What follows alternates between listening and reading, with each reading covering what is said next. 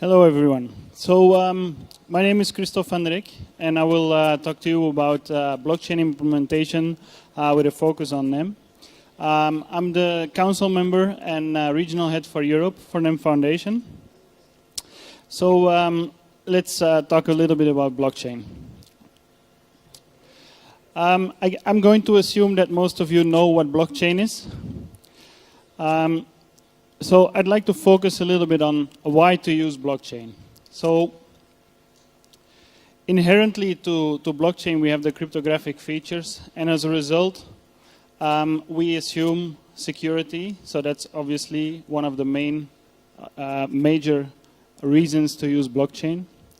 But also traceability. We heard it before in previous talks. Having an auditable trail, and also having the ability to link this auditable trail to individuals and identities is a major thing that provides the benefits of blockchain. As a third item, I wouldn't necessarily call it trustless because people that are it may be misconceived, but obviously we would trust the technology rather than the actors. So if we trust the technology, if we did the identification, we can basically build systems that are nearly trustless. And then distributed. As a last thing, obviously, the distributed nature of the technology makes it redundant and also provides a very high cost reduction. We heard it in the previous talk. The amount of cost reduction it can establish just only in the financial sector. So you can imagine in all sectors together how big this cost reduction could be. I think also one of the things that are really important is that we consider where it's not a good idea to implement blockchain. One of the strengths of blockchain, actually all the things that I mentioned earlier, are also at the same time weaknesses. Immutability. I think this is one of the main disadvantages of blockchain. It makes it really difficult to have long-term goals for blockchain application, makes it really difficult to amend your blockchain applications with new features and things like that. The distributed nature of blockchain is also something that's quite of a little bit of a disadvantage. We have all heard about scalability issues with blockchains, especially public blockchains. So obviously, due to propagation speed, the bigger the network of nodes is, the longer it will take before all the transactions are propagated throughout the network. And also the inefficiency. Obviously, if we store the same data set on a couple thousand nodes, it's a very good from a redundancy practice, but at the same time, it makes things very inefficient. Same goes for computing. Last but not least, the transparency, which is one of the main characteristics of especially public blockchains, also raise some privacy concerns.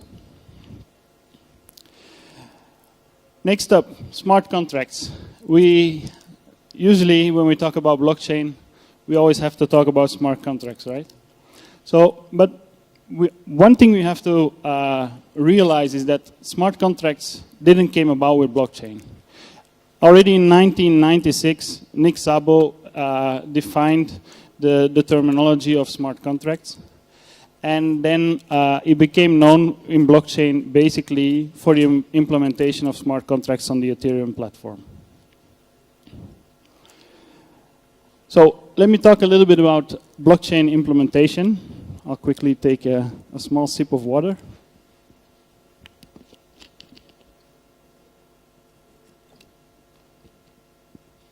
Blockchain implementation. So we all, at least I suppose, we all realize the potential of blockchain. But what is the exact value proposition for the use cases we're thinking about? As a second thing, it's highly disruptive. So for existing businesses, this means that it's difficult for them to transition towards blockchain implementation because of the fact that they basically need to replace some of their core processes with blockchain technology. But also for startups that are working on new business models, shouldn't be underestimated how difficult it is to build decentralized applications or even things that are more centralized. Last, in all honesty, we have to, in my opinion, say that the technology is still pretty immature and complex. By this, I don't mean individual blockchains or individual platforms, but I think before we will see a real maturity of blockchains in general, we will need to have a better intercompatibility, interoperability, and some other second layers like we saw with the internet. Very briefly, this is like a common track for blockchain implementation. First, you start to explore the possibilities of blockchain. Basically, the result of that is usually that you form yourself an idea of what blockchain can do. Then, in a lot of cases, it's decided to do some experiment with blockchain. But in all honesty, there is not a lot of implementation going on, at least in enterprise things. This will, obviously, they're working on it, but this will take a little bit longer, I guess. So this first phase, one of the most common outcomes for this is actually that they end up with more questions than answers.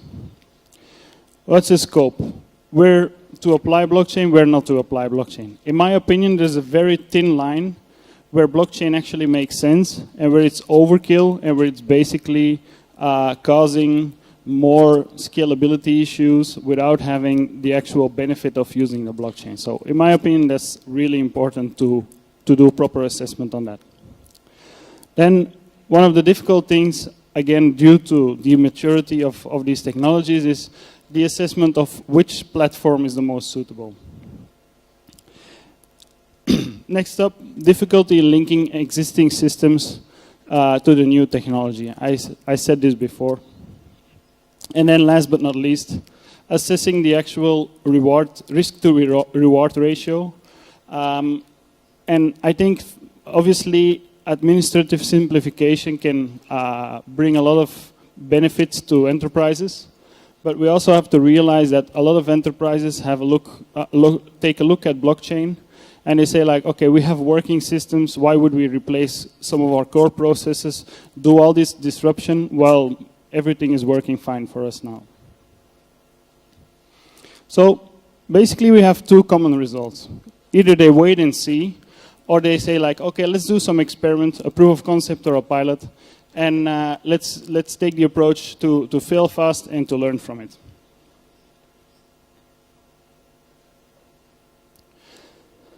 Although plans may be ambitious, taking these little baby steps is still one of the most common approaches, where they choose a narrow scope with, in a lot of cases, a small buy process somewhere at the edge of the operations, and a very simple use case. Also, usually I see that a lot of them are actually choosing for a very flexible technology with smart contracts as a risk mitigation against the immutability. In a lot of cases, the outcome of this is that they end up with a very complex microservice that provides little benefit. Remember, the blockchain challenges are transparency, adapting to the immutability, and also the scalability. But also, I have said before, one of the main reasons to use blockchain is security. And in all honesty, we have to admit that we have seen over the course of this year a couple situations where security wasn't really the outcome of the blockchain use. I think that especially when smart contracts become really complicated, it becomes actually practically nearly unmanageable for developers to ensure the security in the end result. NEM is a little bit different.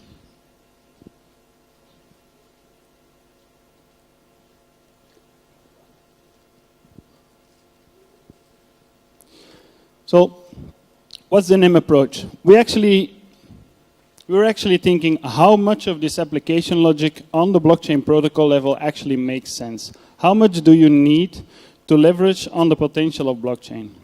And actually, even without application logic on the blockchain, we can still use it for transfer and store of value. I think that's very obvious with cryptocurrencies and Bitcoin and whatever.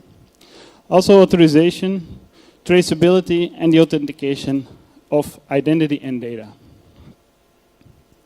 So in NEM, we don't have a smart contract system. We have a smart asset system. In this example, we see two assets, the green things, that are linked to namespaces, to a namespace.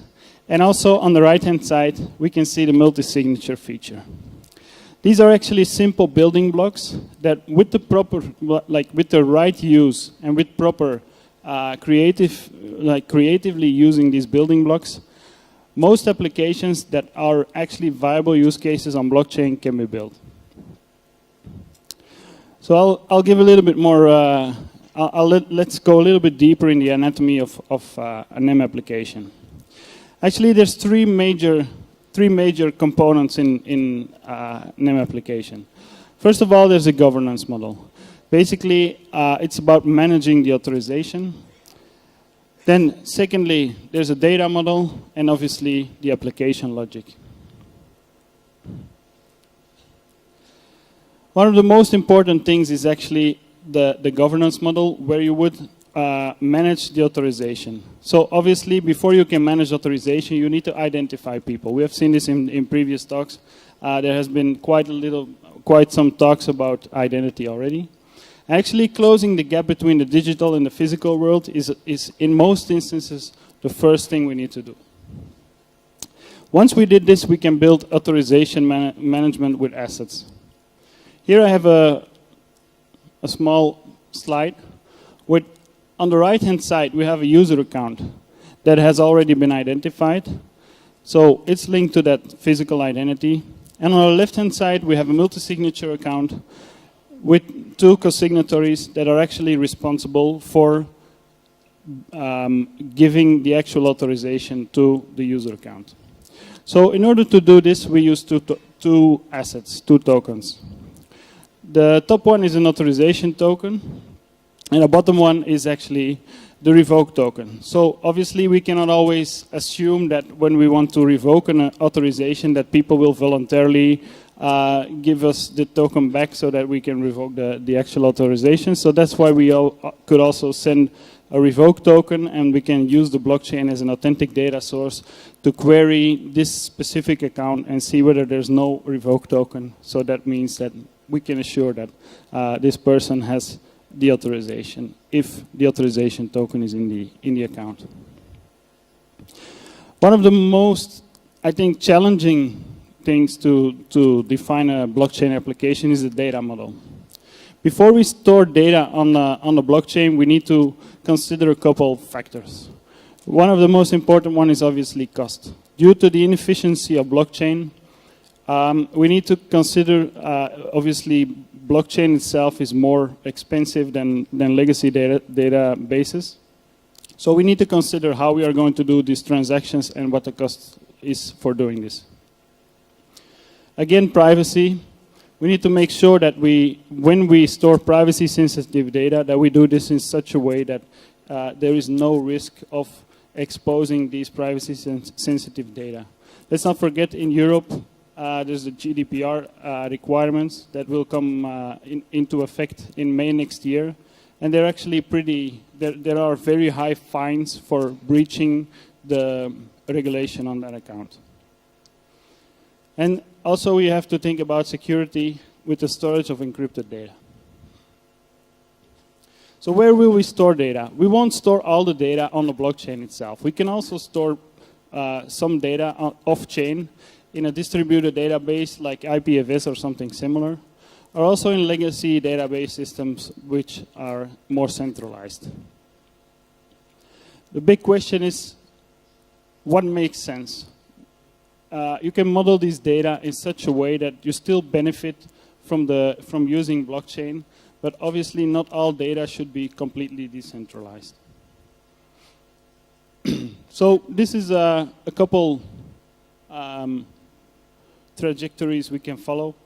Basically, on the top side, we have assets that again can be used to categorize certain data sets, and we can link them with messages, either normal, in plain text, or encrypted.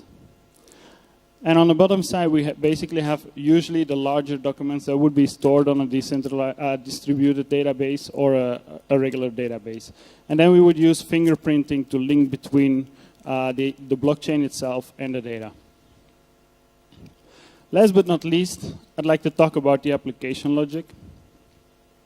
So once we have the governance model and a data model on the blockchain, we will already have part of the logic on the blockchain protocol level. This is inherently in the building blocks that are on the NEM blockchain. So there's a couple features that enable automation on the blockchain level. But now we can develop blockchain applications that use the blockchain as an authentic data source. The smart asset system allows us to develop applications where blockchain logic is used in combination with client and or server-side logic. My next slide shows a couple common scenarios. So we can use some of the application logic. We can put it in a mobile app or in the web applications, or even put some, like reuse some application logic from existing clients. Also, we have the ability to have some middle layers that will be used to amend or to change the existing logic and leverage on the potential of blockchain. So, the simplicity of this smart asset system is actually forcing us to question a lot of challenges early on in the stage.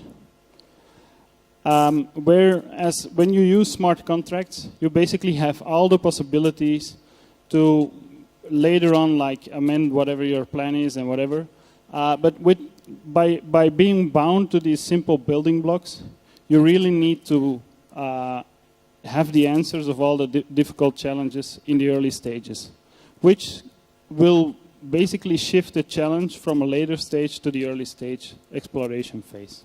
In my opinion, that's one of the main reasons why we see a lot of people being very successful when using the smart asset system. It still allows us to leverage on the potential of blockchain. It makes developing blockchain applications more secure because of the simplicity. So you don't need developers don't need to think about all the possibilities, because you're basically limiting the application logic on the blockchain is very limited. And it makes it easier and faster to develop on blockchain.